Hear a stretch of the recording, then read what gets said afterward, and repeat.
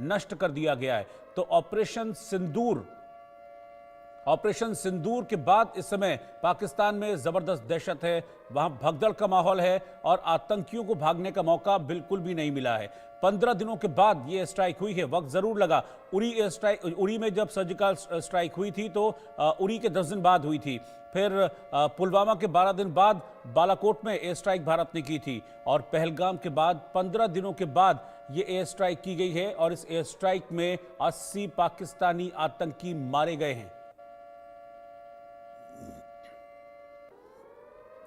मेरे साथ मेजर मोहम्मद अली शाह इस वक्त हैं, अरविंद सिंह तेजावत जी हैं और राकेश कुमार सिंह हमारे सहयोगी साथ में बने हुए हैं। मैं तेजावत साहब के पास चल रहा हूं। तेजावत साहब, अभी हम बात ही कर रहे थे भारत के एक्शन को लेकर, पहले भी जब हम चर्चा कर रहे थे इसको लेकर, तो ये बड़ा एक्शन लिया है भारत ने और आतंकियों के बड़े ठिकानों को, लश्कर, जैश और हिजबुल के बड़े टॉप कमांडर्स मारे गए हैं भारत की इस एयर स्ट्राइक में। बिल्कुल सही कहा। जो भारत ने कुल 9 जगहों पर स्ट्राइक की, जबकि पाकिस्तान की तरफ से बयान आ रहा है कि भारत ने 3 जगहों पे स्ट्राइक किया और ये मिसाइल से किया गया है। तो दोनों तरफ पूरा सारे लोग सजग हो गए हैं और जो वॉर कैबिनेट है वो दोनों ही एक्टिव है और दोनों ही तरफ से जो ऑफिस जो कहना चाहिए कि जो सरकारी बयानात है वो आ चुके हैं। तो पूरा दुनिया देख रहा है कि भारत अब आतंकवाद को और टॉलरेट करने की स्थिति नहीं है। जवाब देना होगा। मोदी साहब ने पहले ही बोला था कि केवल आतंक जो वहां आए हैं उनको ही नहीं, उनके पीछे जो भी मास्टरमाइंड है उनको भी जवाब देना होगा। अब बात यह है कि पाकिस्तान क्या वापस पुरानी तरह वापस दोबारा से वह करने की हिम्मत करेगा, पर मिसाइल से अटैक करने का मतलब है कि एक पूरी तरीके से लंबी लड़ाई में जाना। भारत ने अपना संदेश साफ दे दिया है कि हम पूरी लड़ाई के लिए भी तैयार हैं, क्योंकि अगर पाकिस्तान ने वापस मिसाइल के बदले में अगर मिसाइल का इस्तेमाल किया तो मुझे लगता है कि इसको एक बड़े युद्ध में टलने से कोई नहीं रोक सकता है। तो देखते हैं कि क्या होगा, पर उसके लिए पाकिस्तान के लिए इसके जो नतीजे होंगे वो बेहद खतरनाक होंगे।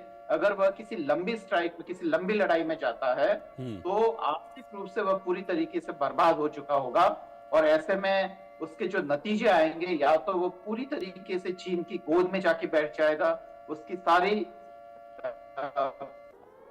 पॉलिटिकल से लेकर इकोनॉमिक जो फ्रीडम है वह चीन जैसे एक राष्ट्र के हाथ में चली जाएगी। तो ये एक ड्रॉबैक हो सकता है, पर अगर ऐसा नहीं होता है और यह बहुत ही सीमित होता है और अगर पाकिस्तान अब भी यह समझ जाता है कि उसको आतंकी अड्डे बंद कर देने चाहिए और बेसुम जो इस बात की उम्मीद तो हम बिल्कुल नहीं कर सकते तेजावत साहब, इस बात की उम्मीद मुझे तो है नहीं पाकिस्तान से कि पाकिस्तान कभी भी सुधर जाएगा। इस बात की उम्मीद हम नहीं कर सकते हैं क्योंकि हमने सर्जिकल स्ट्राइक की, हमने एयर स्ट्राइक की, उस पर भी कई ठिकानों को तबाह किया था इससे पहले जब पीओके में एयर स्ट्राइक की थी, और अब जो एयर स्ट्राइक की है उसमें 9 बड़े आतंकी ठिकाने नष्ट कर दिए। लेकिन पाकिस्तान सुधरेगा ये तो माना नहीं जा सकता। ब्रेकिंग न्यूज इस वक्त आ रही है। एक और बड़ी खबर यह है कि एयर स्ट्राइक से इस वक्त पाकिस्तान में डर है, दहशत है, हाहाकार वहां पर मचा हुआ है और अब पाकिस्तान ने अब अमेरिका से गुहार लगाई है। तो पाकिस्तान दौड़ा दौड़ा अमेरिका के पास पहुंच गया है और अमेरिका से मदद की गुहार लगा रहा है। इससे पहले भी पाकिस्तान शहबाज शरीफ गए थे अमेरिका के पास कि भारत से हमको बचा लो, भारत से हमारा तनाव कम कराओ, लेकिन ये स्पष्ट है कि आतंक के मामले को लेकर भारत पूरी तरह से अमेरिका जो भारत के साथ खड़ा है, लेकिन अब पाकिस्तान एक और तो आग दिखा रहा है, दूसरी तरफ उसने दौड़ लगानी शुरू कर दी है कि कौन हमको भारत से बचा सकता है। तो अमेरिका के पास गुहार लगाई है पाकिस्तान की तरफ से। अभी यूएनएससी में भी गया था पाकिस्तान और यूएनएससी में उल्टा लताड़ पड़ गई थी पाकिस्तान को। रशिया के पास भी गए थे शहबाज शरीफ, आप समझ लीजिए ब्रिटेन के पास भी गए थे।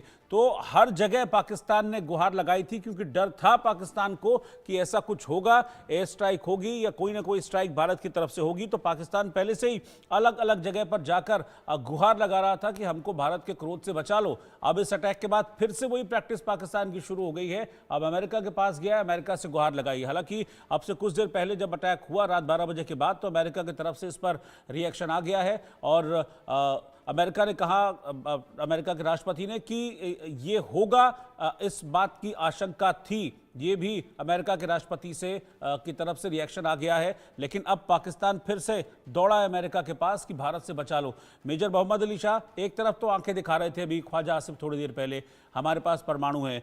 शहबाज शरीफ कह रहे थे कि युद्ध हम पर थोपा गया है, युद्ध की बात वो कर रहे हैं, और उल्टा दूसरी तरफ जाकर हाथ पैर जोड़ रहे हैं।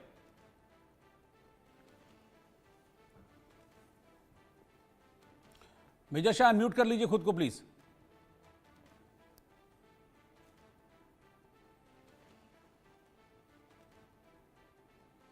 आपको आवाज मिल रही है मेरी मेजर शाह? तो अनम्यूट कर लीजिए प्लीज आप खुद को।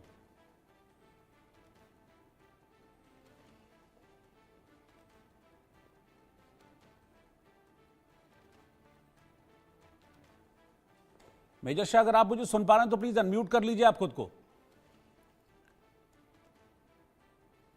मुझे लगता है शायद आवाज में कुछ इशू है। मैं अरविंद सिंह तेजावत जी के पास चल रहा हूं। तेजावत साहब, अब यही होगा, आंख दिखा रहे थे लेकिन पाकिस्तान को भी पता है कि दम नहीं है उसके अंदर। अगर वो डायरेक्ट युद्ध में इन्वॉल्व होगा तो फिर मुंह की उसको खानी पड़ेगी, इसीलिए अब अमेरिका के पास गया दौड़ा दौड़ा। बिल्कुल सही बात है। भारत का संदेश साफ है और भारत की नीति में जो एक महत्वपूर्ण परिवर्तन है वह भी साफ है कि अब आतंकवाद को टॉलरेट नहीं किया जाएगा, खासकर सीमा पार आतंकवाद को बिल्कुल भी टॉलरेट नहीं किया जाएगा।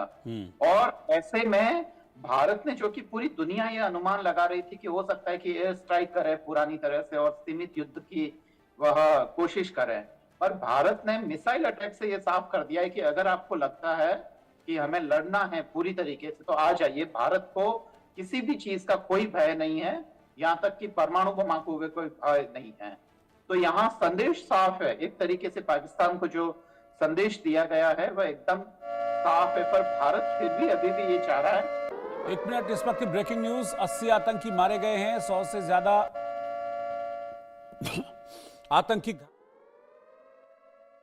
हमले में लश्कर का हेडक्वार्टर पूरी तरह से तबाह हो गया है, मतलब खत्म, नेस्त नाबूद, जमींदोज कर दिया भारत की मिसाइलों ने लश्कर के आतंकी ठिकानों को। कुल 9 आतंकी ठिकाने हैं जिन पर अटैक किया गया, पूरा टारगेट लॉक करके ये अटैक किया गया और 9 के 9 आतंकी ठिकानों को पूरी तरह से नेस्त नाबूद कर दिया है। भारत के हमले में लश्कर का हेडक्वार्टर पूरी तरह से खत्म हो गया है, तबाह हो गया है। वो मदरसा जहां पर हाफिज सईद आतंकी ट्रेनिंग देता था वो खत्म हो गया है। इसके अलावा हिजबुल और जैश के भी आतंकी ठिकाने हैं जो पूरी तरह से तबाह हुए हैं और कई टॉप कमांडर्स मारे गए हैं। जो 80 आतंकी मारे गए हैं, उन 80 आतंकियों में लश्कर, जैश और हिजबुल के कई टॉप कमांडर्स थे जो बहुत बड़ी आतंकी गतिविधियों में शामिल रहे थे। लेकिन अब उनको सबसे बड़ी सजा दी गई है, उन्हें मौत की नींद सुला दिया भारत की इन मिसाइलों ने। और अभी मैं आपको फिर बता रहा हूं कि ये आंकड़ा अभी बढ़ेगा क्योंकि बहुत बड़ी